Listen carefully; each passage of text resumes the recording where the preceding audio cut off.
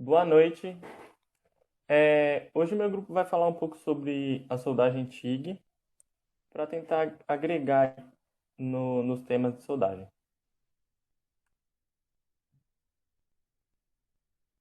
O trabalho foi solicitado pela professora Gigiola Salerno e foi realizado pela Bruna Soares, Bruno Romão, Carlos Ribeiro, Leandro Carnelosso, Henrique Vargas, Gabriel Lopes, Igor Alves, Kelson de Souza, Lauro Ferreira e Marjorie Alanes. O que é a soldagem TIG? Eu vou iniciar falando um pouco sobre a ideia do que é a soldagem TIG, as diferenças dos outros processos da arco elétrico e as vantagens que ela tem sobre esses processos. O que é a soldagem TIG? Para entender o que é a soldagem TIG, a gente tem que entender a sigla TIG, que está relacionada ao eletrodo de tungstênio e ao gás inerte. A principal diferença dela para os outros processo arcoelétrico é exatamente esses dois itens, que é o tipo de eletrodo usado, ele é um eletrodo não consumível, de tungstênio, e a forma que a soldagem é protegida, que é com gás inerte. As principais vantagens entre todos esses outros processos de arco elétrico, como eletrodo revestido, Big Mag, é o acabamento. Geralmente não há necessidade de limpeza após a soldagem e ela é ótimo para espessuras finas. Para exemplificar um pouquinho mais o que é o eletrodo de tungstênio, eu vou passar a palavra para a Bruna e ela vai dar continuidade. Os eletrodos de tungstênio têm como intuito gerar calor para a abertura do arco de solda. No entanto, ele também é usado para dar início no processo de solda. Existem diversos tipos de eletrodo de tungstênio, entretanto, está relacionado com o material que será soldado.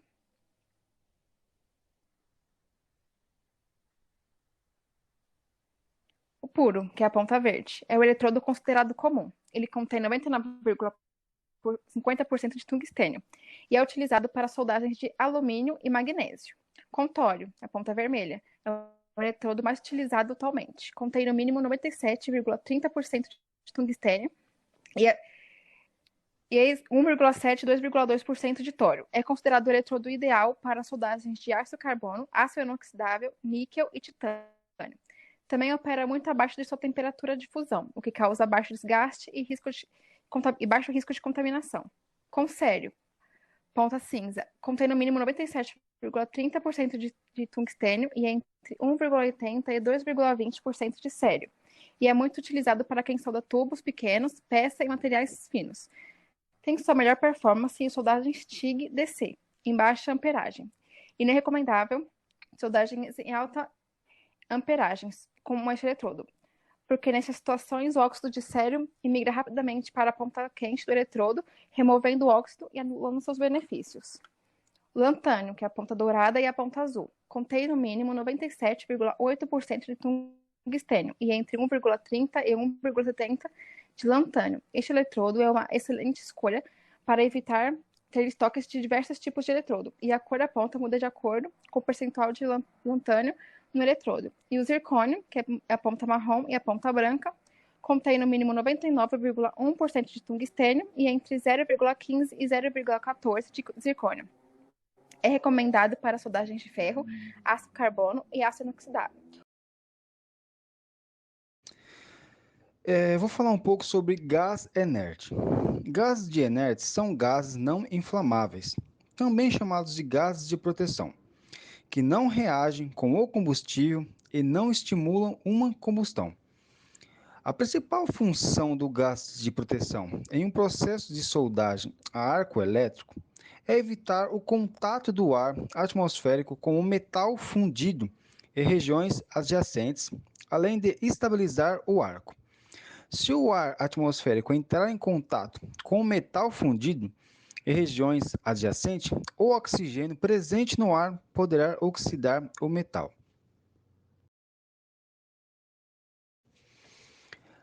Na solda TIG é necessário o uso de gás inerte, e os mais utilizados são gás argônio e gás hélio. Gás argônio pode ser mais pesado que o ar. O argônio forma uma eficiente cortina de proteção ao redor da poça de fusão.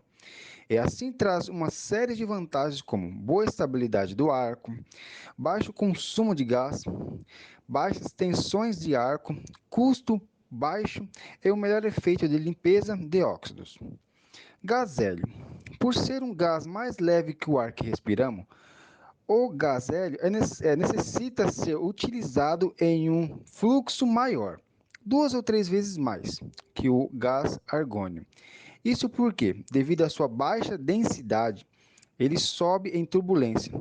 E se utiliza esse fluxo baixo, prejudica a proteção da poça de fusão.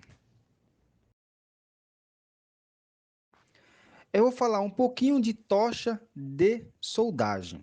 A tocha de soldagem TIG vem em diferentes tamanhos, formas, amperagens e capacidades. São elas as responsáveis por manter e trocar o eletrodo de tungstênio que conduz a corrente para o arco.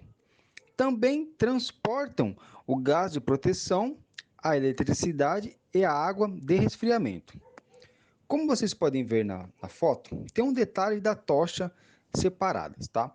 A primeira seria o bocal, o segundo, copo fixador, o terceiro, isolador, o quarto, insert, o quinto, pinça, o sexto, arruela borracha, o sétimo, protetor de eletrodo, o 8, registro, o 9, areia, o 10, punho, o 11, cabo corrente de gás e o 12, adaptador. Existem dois tipos de principais resfriamentos para tocha TIG: resfriadas a gás e resfriada a água. A tocha resfriada a gás utilizadas para soldagem de metais finos em correntes abaixo de 200 amperes. E a tocha resfriada a água utilizada para soldagem de metais médio e espessuras mais espessas. Bom, na hora da soldagem temos várias questões técnicas para fazer uma boa soldagem. Por exemplo, a própria velocidade da soldagem. A velocidade pode alterar a penetração e a largura do cordão de solda. E essa questão é bem simples. Quanto maior a velocidade da soldagem, melhor é a eficiência e a produtividade da operação. E até diminui o custo. Mas afinal, qual seria essa velocidade? Um estudo realizado pela LabSolda foram obtidas uma excelente qualidade com um processo TIG atingindo uma velocidade de 1,5 metros por minuto. E é assim que a gente consegue visualizar bem no gráfico, mostrando a velocidade de soldagem, que é centímetros por minuto, e a pressão do arco, que a gente pode ver essas variações. Bom, e entre outras técnicas, temos a formação de poças de fusão, que a poça de fusão é nada mais que um volume de metal líquido proveniente do metal de adição e do metal base, antes da sua solidificação, ou seja, nada mais do que literalmente uma poça de metal derretido, que determina o local da soldagem em estado líquido. Sabendo disso, como podemos fazer essas poças? A fim de pré-aquecer o metal e provocar um aparecimento de poças de fusão, deve ser efetuado um movimento circular com o arco mantido a uma distância média de 2 a 3 milímetros. Formando a poça de fusão, a tocha deve ser posicionada em um ângulo de 15 a 20 graus, obtendo-se a direção da soldagem.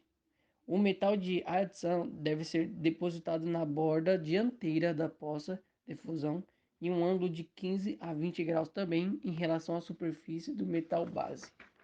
Aí assim a gente consegue ver até a imagem ilustrada. Bom, e temos outro tipo, que é uma solda orbital, que é uma solda que segue uma órbita em um giro de 360 graus em uma volta da peça. E esse tipo de soldagem tem algumas vantagens, que são alto potencial de precisão, economia de tempo, economia de investimento financeiro, padrão no acabamento interno e externo, que já que esse processo é bem automatizado, então sempre vai ficar com essas características. E como que é feito? Esse tipo é muito recomendado para indústrias farmacêuticas, alimentícia, cosmético e química. E para fazer um processo baseado em um sistema composto por uma fonte de energia, que será responsável por registrar e controlar as etapas de solda, na parte como mediadas e parâmetros de ajuste, correntes, características de pulsação, velocidade de soldagem e fluxo de gases, e um cabeçote que executará a solda de falta. E esses cabeçotes podem ter vários tipos. Então, a solda orbital é um resultado de um arco elétrico girando em torno da superfície em um tubo, através de um eletrodo de tungstênio. E assim a gente consegue ver a figura ilustrada, né? Que seria uma peça, e ele vai passando em volta dela, que vai ficar sempre com a mesma característica. Essa seria a vantagem. Bom, e por fim, temos a proteção de raiz, ou oxidação. Vem o resultado de uma soldagem perfeita, sem comprometimento de resistência à corrosão, propriedades mecânicas. Só pode ser obtido quando utilizado um gás de purga, com teor de oxigênio muito baixo. Para melhores resultados, um máximo de 20 bpm de O2 no lado da raiz pode ser tolerável. Isto pode ser atingido com uma boa configuração de purga e pode ser controlado com um moderno medidor de oxigênio. Bom, depois de ter falado sobre técnica de soldagem, vamos ver uma peça ilustrativa retirada da minha empresa, que lá a gente faz recuperação e fabricação de peças. Bom, aqui a gente utilizou um aço comum, um gás argônio, uma corrente de 76,6, uma amperagem de 76 e um eletrodo ER70S-3, que é para aço comum. E cada tipo de eletrodo depende do tipo de material que está usando, né? Que cada eletrodo tem o seu material certo para usar. Bom, essa soldagem não deu colo, porque não pode dar colo. E foi até uma soldagem bem simples, só deu um ponto aqui, como a gente pode ver. Que ele não queria mostrar um processo complexo, só queria mostrar algo simples, mas que já dá para ver bem. Que, por exemplo, se vir uma chapinha dessa, com trinca ou com uma superfície bem ruim, a gente poderia dar um ponto de solda e refazer o serviço, passar na retífica ou na fresa, depende do material ou da peça, né, da sua finalidade. E isso já conserta a peça por si. Então, toda vez que a peça vem a gente sabe que a peça já vem de uma recuperação, a gente passa o fluido penetrante para ver se está com trinca, para ver onde a gente pode dar o ponto. Ou se no meio do processo alguém matou a peça, deixou um pouco menor, dependendo, dá até para a gente dar uns pontos de solda para aumentar o diâmetro e tentar refazer o trabalho, né? Claro, tudo tem um limite, que às vezes realmente não vai dar, pessoal. Diminuiu muito o diâmetro e já não tem como, mas às vezes tem como, ou para recuperar uma superfície que está bem ruim. Então aqui a gente consegue ver bem o que uma soldagem é muito importante nas empresas.